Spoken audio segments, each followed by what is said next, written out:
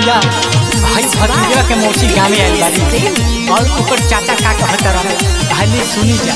ये भतीजावा के मौसी, ये भतीजावा के मौसी, ये भतीजावा के मौसी, ये भतीजावा के मौसी ले लो चाहे जितना हो भाड़ा होके यानी लो तू सारी जवन नया होके। ये भतीजावा के मौसी, ये भतीजावा के मौसी, ये भतीजावा के मौसी चलो मेला घूमे। ये भतीजावा के मौसी चलो मेला घूमे। ये भतीजावा के मौसी चलो मेला घूमे। ये भतीजावा के मौसी चलो मेला घूमे। साल भर पया गेला दशहरा के मेला चलो खिया दी जिलेबिया छोला। साल भर पया गेला दशहरा के मेला चलो खिया दी जिलेबिया छोला। झुलुआ पर झूलन जाए हाथ धके, झुलुआ पर झूलन जाए हाथ धके।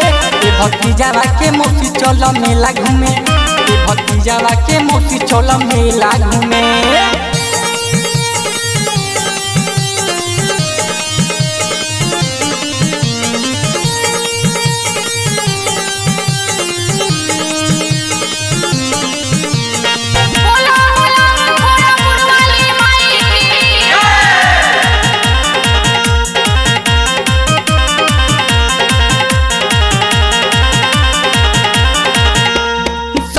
सिंगार कल पेन्ही लगाना कृपा हो जाई माई के दे दी है ललना। सौ को सिंगार कल पेन्ही तू गहना कृपा हो जाई माई के दे दी है ललना। देवी मोहिया के जहाना रहोखे, देवी मोहिया के जहाना रहोखे। ये भतीजावा के मौसी, ये भतीजावा के मौसी, ये भतीजावा के मौसी चलो मेला घूमे। ये भतीजावा के मौसी चलो मेला घूमे।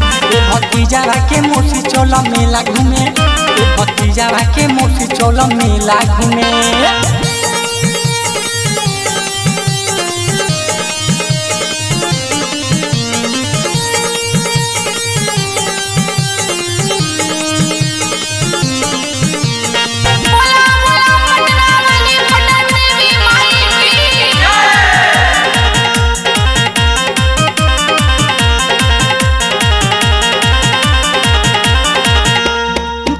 घुमा दी हो अब की के मेला वही जा लोग के भीड़ो लगेला। चलो हम घुमा दी हो अब की के मेला वही जा लोगवन के भीड़ो लगेला। टुनटुन अभिषेक चलिए साथे साथे, प्रेमी प्रिय से चलिए साथे साथे।